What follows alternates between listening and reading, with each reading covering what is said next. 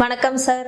வணக்கம் சார், இப்போ தேர்தல் பிரச்சாரத்தில் தொடர்ந்து இபிஎஸ்க்கும் உதயநிதி ஸ்டாலின் அவர்களுக்கும் என்னதான் பிரச்சனை? ரெண்டு பேரும் மாறி மாறி பதிலடி கொடுத்துக்கிட்டே இருக்காங்களே. இது வந்து மிக மிக ஒரு கேவலமான ஒரு ஒரு அசிங்கமான அரசியல் பரப்புரை தான் நடந்துகிட்ருக்கு அப்படின்னு. நீங்கள் எடப்பாடியாரை பற்றி சொல்கிறேன்னு அவசியம் இல்லை. அவர் வந்து எவ்வளோ வயசு என்ன, அவருடைய அனுபவம் என்ன, உதயநிதியை நம்ம பார்த்துட்டு தான் இருக்கிறோம். எடப்பாடியார் பேசும்போது எல்லாமே ஸ்டாட்டிஸ்டிக்கலாக பேசுகிறாரு. அதாவது திமுக செய்து இப்போ நம்ம பல பதிவில் போட்டிருக்கோம். விலைவாசி பற்றி பேசியிருக்கோம், பெண்களுக்கு அசாதாரண சொல்லி பேசியிருக்கோம், போதைப் பொருள் பற்றி அந்த மாதிரி பேசிகிட்டு இருக்காரு. அவங்க ஆட்சியில் அவர் தலைவராக முதல் மந்திரியாக இருந்தார், எப்படி இருக்குன்னு அவர் பேசிகிட்டு இருக்காரு. அவர் பொதுவாக மக்களுக்கு சேரக்கூடிய நலன்களை பற்றி தான் பேசியிருக்காரு தவிர உதயநிதி எடுத்துக்கிட்டிங்கனால ஒரு தனிப்பட்ட தாக்குதல் பண்ணுறாரு. இது மிக மிக கேவலமானது. இது அரசியல் அனுபவம் கிடையாது. அதுவும் அவங்க தாத்தாவுக்கு தப்பாமல் பிறந்த பேரன் அப்படிங்கிறத நல்லாவே காமிக்கிறாரு. ஏன்னா நீங்கள் பார்த்தீங்கனால ஸ்டாலின் கூட முதல்வர் ஸ்டாலின் கூட அது மாதிரிலாம் கிடையாது. அவர் வந்து இது எழுதி கொடுத்து படிப்பார், அவருக்கு விஷயம் தெரியாது, ஒன்றும் அந்த அளவுக்குலாம் அனுபவம் கிடையாது. ஒரு அப்பா முதல் மந்திரியாக வந்திருக்காருங்கிற ஒரே இதில் வந்து முதல் மந்திரியாக வந்திருக்காரு தவிர, ஆனால் அவர் அராஜகத்திலேயோ இந்த மாதிரி தாழ்த்தி பேசுறதுலையோ அவர் இருக்க மாட்டார் அப்படின்னா. ஆனால் இன்றைக்கி எழுதி கொடுக்குறது அவருக்கும் ஸ்டாலினுக்கு எழுதி கொடுக்குறாங்க. அவர் மாதிரி பேசுகிறாரு, கேட்கவே நமக்கு காதே கூசுது, அந்த மாதிரி இருக்குது. பட் இவரை பொறுத்த வரைக்கும் எப்போ பார்த்தாலும் ஒரு இப்போ கூட நீங்கள் சொன்னதை பற்றி தான் நான் சொல்கிறேன். இப்போ ஒரு ஃபோட்டோவை எடுத்து காமிச்சார். எடப்பாடியார் வந்து சசிகலா காலில் விழுந்ததை இப்போ காமிக்கிறார். இது பண்ணலாமா? இது எவ்வளோ ஒரு கேவலம், தனிப்பட்ட தாக்குதல் பண்ணலாமா? அது மட்டும் கிடையாது. அவர் என்ன காலில் தானே விழுந்தார், வேறு ஏதாவது அசிங்கத்தை பண்ணாரா? காலில் உள்ளது நம்மளோட கலாச்சாரம், ஒரு நன்றி கடன் இல்லையா? இதை போய் நம்ம வந்து இது மாதிரி கேவலமாக பேசலாமா? இதே உங்கள் அப்பா வந்து ஹிஸ்ட்ரி எடுத்து பாருங்கள். 1957லேருந்து இவர் வந்து எவ்வளோ பேர் காலில் விழுந்திருக்காரு தான் ஆட்சிக்கு வரணும் அப்படின்னு. இதெல்லாம் தெரியாதுன்னா அந்த இவர் திருச்சி வேலுசாமி போடுறாரு, அவரோட பதிவை பாருங்கள். இவருடைய கருணாநிதியினுடைய கேவலங்கள் என்ன அப்படின்னு போடுவார். எவ்வளோ அராஜகம் எப்படி பண்ணாரு அப்படிங்கிற, அதுக்கு தப்பாம பிறந்தவர் தான் உதயநிதி அப்படிங்கிறத நீங்க ஒரு தலையாவே பேசிட்டு இருக்கீங்க, உதயநிதி எம்.கே. ஸ்டாலின் மட்டும். ஆனா எடப்பாடி அவர்கள் பேசினதுமே நிறைய பிழை இருக்கு இல்லையா? அவர் சொல்றாரு உதயநிதிலாம் அன்னைக்கே போயிருக்கணும், ஸ்டாலினுமே அன்னைக்கே போயிருக்கணும்லாம் சொல்லவே இல்லையே. இந்த மாதிரி சொல்லவே இல்லையே. நீங்க எங்கேயோ சொல்லுங்க, உதயநிதி ஸ்டாலின் அப்படின்னு எங்கேயோ ஒரு பேர் பயன்படுத்திருக்கார பாருங்க. ஏன் அப்பா குதிரைக்குள்ள இல்லைங்கிற மாதிரி இவங்களே தன்னைத்தானே நான் இவர் என்னதான் சொன்னாருன்னு சொல்லியிருக்காரு. அதான் உதயநிதி வந்து நேரடியாக எடப்பாடியாரை ஃபோட்டோவோட காமிக்கிறாரு. அதை எடப்பாடியார் அதான் அனுபவம் அப்படிங்கிறது. எங்கேயாவது உதயநிதியை பற்றி தனிப்பட்ட தாக்குதல் பேரை சொல்லி, ஸ்டாலினோட பேரை சொல்லி தனிப்பட்ட தாக்குதல் ஏதாவது ஒன்று காமிங்க பார்க்கலாம். எங்கேயுமே பேரை பயன்படுது. ஆனால் இவங்களா என்னதான் சொன்னாங்கன்னு இவங்களா ஏன் அப்போ குதிரைக்குள்ளே இல்லைங்கிற மாதிரி காமிச்சிக்கிறாங்க, அவ்வளோதான். அப்போது அவங்களுக்கே தெரியுது நம்மள தான் சொல்கிறாங்க, ஏன்னா நம்ம அது மாதிரி பண்ணணும் அப்படின்னு அவங்களுக்கு தெரியுது. அதுதான் உதயநிதி சொல்கிறதுக்கெலாம் வந்து சசிகலா அவங்களுமே சொல்கிறாங்களே, உண்மைதானே சொல்கிறாங்க. அப்புறம் வந்து எடப்பாடி இவங்களுக்கு கொந்தளிக்கிறாங்க. நாமளும் பொய்ன்னு சொல்லவே இல்லையே. இப்போ நான் பொய் சொன்னேன்னா, அந்த ஃபோட்டோ பொய்ன்னு சொன்னேன்னா, இவர் காலில் உள்ளன்னு சொன்னோமா? அது அவங்க சொல்கிறாங்க. வந்து உதயநிதிக்கு சப்போர்ட் பண்ணுறதால என்ன நம்ம பார்க்கணுடைய கண்ணு தானே. இப்போ அவங்க வந்து தனியாக நிற்கிறாங்க, அப்படி பேசுகிறாங்க. ஆமாம், காலில் தான் விழுந்தார். இது நன்றி கடன். அதாவது நான் பல பதிவுகளில் சொல்லியிருக்கேன், நான் எனக்கு ஒருத்தர் யாராவது நல்லது செய்தாங்கன்னா நான் அவங்களுக்கு நன்றி கடனா காலில் விடுறேன். ஆனால் எனக்கு நல்லது நடக்கணும் அப்படின்னு அட்வான்ஸாக போய் ஒருத்தவங்க காலில் விழுந்தாங்கன்னா அது கேவலத்திலும் கேவலம், உச்சப்பட்ட கேவலம். அதுதான் வந்து கருணாநிதி பண்ணார். 1957லேருந்து அவர் வந்து 69 ஆட்சிக்கு தான் சிஎம் அண்ணாவுக்கு அப்புறம் தான் வரணுங்கிறதுக்காக யார் காலில் விழுந்தார் அப்படின்னு சொல்லிட்டு நீங்கள் திருச்சி வேலுசாமியை பார்த்து கேட்டிங்கன்னா க்ளீனாக அப்படியே ஆதாரத்தோட உதாரணத்தோட கொடுப்பாரு. அதனால் எது கேவலம் நீங்கள் தான், மக்கள் தான் முடிவு பண்ணிக்கணும். உனக்கு வேணுங்கிறதா நீ காலில் விழுந்தினா அது கேவலம், எனக்கு செய்தாங்கன்னு சொல்லி காலில் விழுந்தினா அது நன்றி கடன். இதை வந்து நீங்கள் புரிஞ்சுக்கணும். இதை வந்து மக்களும் புரிஞ்சுக்கணும். இது இயல்பு. ஒரு சின்ன பையன் வரா நம்மகிட்ட ஆசீர்வாதம் பண்ணுறோன்னா காலில் தான் விடுவாங்க. புரியுதா?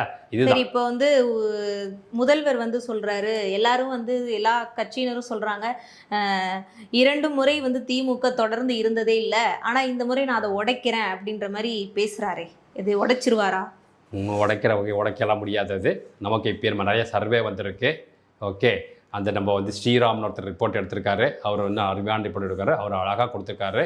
130 140 போகும்போது அதிமுக வெல்ல போகுது அப்படின்னு சொல்லிட்டு.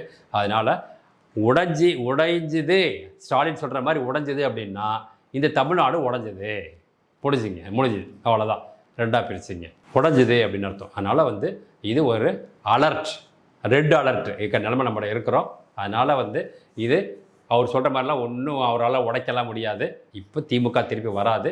வந்ததுன்னா எல்லாரும் தள்ள துண்டை போட்டு போகணுது. அப்புறம் வந்து இல்லை, அப்புறம் வந்து மக்கள் வந்து ஏண்டா போட்டோம் அப்படின்னு சொல்லி நினைப்பீங்க. அந்த நிலைமைக்கு நீங்கள் உங்களை கேவலப்படுத்திக்காதீங்க, அவ்வளோதான். சரி, இப்போ திமுக வரலன்னா அடுத்து முதலமைச்சரா யார் வருவா? என்னங்க இப்படி ஒரு கேள்வி கேட்குறீங்க? பல பேரும் கட்சி அதிமுக, திமுக. அப்போ விஜய் இருக்காரு, இப்போ சீமான் இருக்காங்க, இப்போ விஜய் கூட புதுச்சேரியில பயங்கரமா ஓட் பேங்கிங் வாங்கின மாதிரி பேசிட்டு இருக்கு, பேச்சுவார்த்தை எல்லாம் வந்துட்டு இருக்கு. ஓகே, சீமானை பொறுத்த வரைக்கும் நம்ம பல பதிவில் சொல்லிட்டோம். அவர் நல்லா தான் பேசுவார், கிளாரிட்டியாக இருக்கும், ஆரேட்டர், எவ்ரிதிங் ஓகே. பட் 8% மேலே கிராஃபில் மேலே போனார் படிப்படியாக. இப்போ டப்பான்னு கீழே விழுந்து 3%லேருந்து 3.15. நான் அப்படியே ரொம்ப புள்ளிவரமாக சொல்கிறேன். என்னுடைய இதில் பார்த்தீங்கன்னா 3.15, 3.2% தான் அவருக்கு வரும். இது வந்து வருத்தமான செய்தி தான், பட் இதுதான் ஃபேக்ட்டு அப்படிங்கிறது. அதே மாதிரி அடுத்த கேள்வி நீங்கள் என்ன கேட்டிங்கன்னா, பாண்டிச்சேரியை பற்றி கேட்டீங்க. எஸ், 90% வாக்குப்பதிவு. எங்கேயுமே இந்த மாதிரி கிடையாது. நார்த்தில் நடந்தது ஒருத்தர், பீகாரில் நம்ம நிதிஷ்குமார் தான் நினைக்கிறேன், இஃப் ஐம் ரைட்டு. பட் 90% ஓட்டு போட்டிருக்காங்கன்னா முதல்ல நம்ம பாராட்டி ஆக வேண்டும் மக்களை.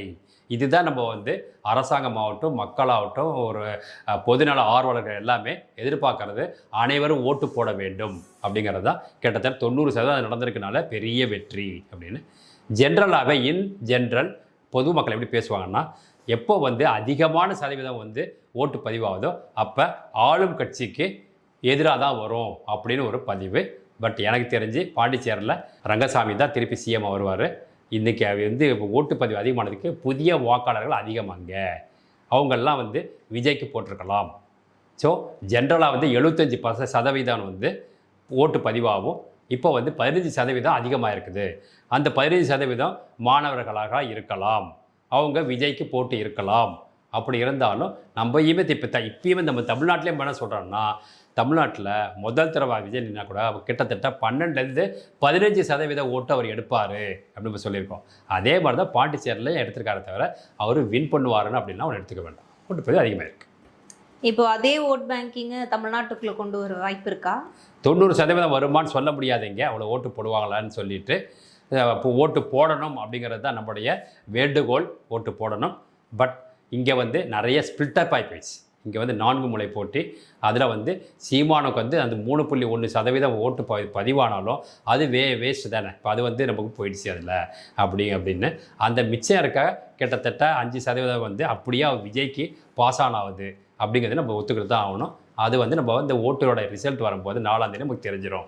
ஸோ விஜய்க்கு வந்து இப்படி இருக்குது. சரி, விஜய் ஆட்சி பிடிச்சிருவாங்கன்னா பிடிக்கிறதுக்கான வாய்ப்பு இல்லை. இன்னும் எப்போயுமே இல்லையா அப்படின்னா அப்படி சொல்லக்கூடாது. ஒரு ஜனநாயகத்தில் இப்போ இல்லை அப்படி தான் சொல்கிறோம். ஃப்யூச்சரில் வரதுக்கான வாய்ப்பு உண்டு. இப்போ இருக்க மாட்டார். இப்போ 5லேருந்து 6 அல்லது மிஞ்சி போனால் 8 சீட்டு வரலாம். பட் அதுவே மிகப்பெரிய வெற்றி அப்படி தான் நம்ம சொல்கிறோம். சிஎம்மாக வந்துட்டார் அப்படின்னா அது வந்து அவர் உண்மையிலே அவர் எம்ஜிஆர் மாதிரி தான் அப்படின்னு சொல்லணும். ஓகே, எம்ஜிஆருமே முதல் இதில் வந்து அவர் பாண்டிச்சேரியில் வின் பண்ணி அதுக்கப்புறம் கிராஜுவலாக தான் வந்தாங்க. ஆனால் இவர் எடுத்தோடனே நீச்சல் உள்ள ஸ்விம்மிங் பூலில் விழுந்தோடனே நான் தான் நீச்சலில் வெற்றி அப்படின்னு சொல்கிற மாதிரி இருக்கார். அது நடக்கிறதுக்கு வாய்ப்பு இல்லை. சார், இப்போ நீங்களாம் தான் வந்து 4 முனை போட்டின்றீங்க. ஆனால் விஜய் பொறுத்த வரைக்கும் 2 போயிருக்கு தான் போட்டி. ஒன்று திமுக, இன்னொன்று தாவேக்கான்னு தான் சொல்கிறாரு. அதிமுகவையோ இல்லை சீமானையோ வந்து களத்துக்குள்ளே இறக்கவே மாட்டேங்கிறாரு. என்ன மாதிரி சார் அவர் இருக்காரு? இல்லை, நம்ம பல பதிவு நம்மளே சொல்லியிருக்காங்க. நாம்ளே வந்து பார்த்திங்கன்னா திமுக தான் பயங்கரமாக விமர்சிக்கிறோம்.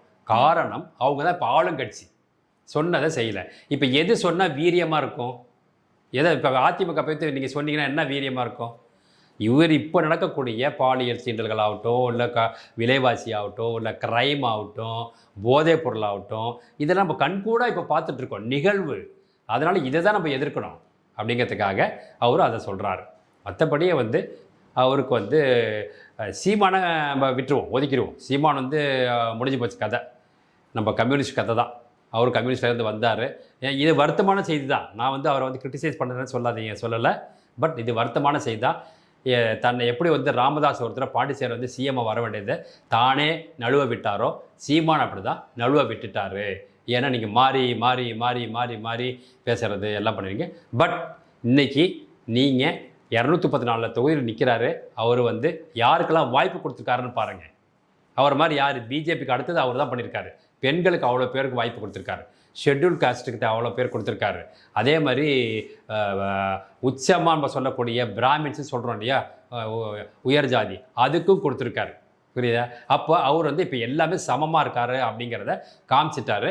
பட் வாய்ப்பை நழுவ விட்டுட்டாரு அப்படிங்கிறதும் உண்மை. அதனால் அதிமுக வந்து சொல்லலை அப்படிங்கன்னா அதுக்கு வந்து அந்த அளவுக்கு வந்து கொடூரமான ஆட்சி நடக்கவில்லை. அது மக்களுக்கு நல்ல ஆட்சியாக நடந்திருக்கு. அதனால அவர் வந்து பெருசாக பேசலை. இப்போ திமுக தான் அவருக்கு வெறி.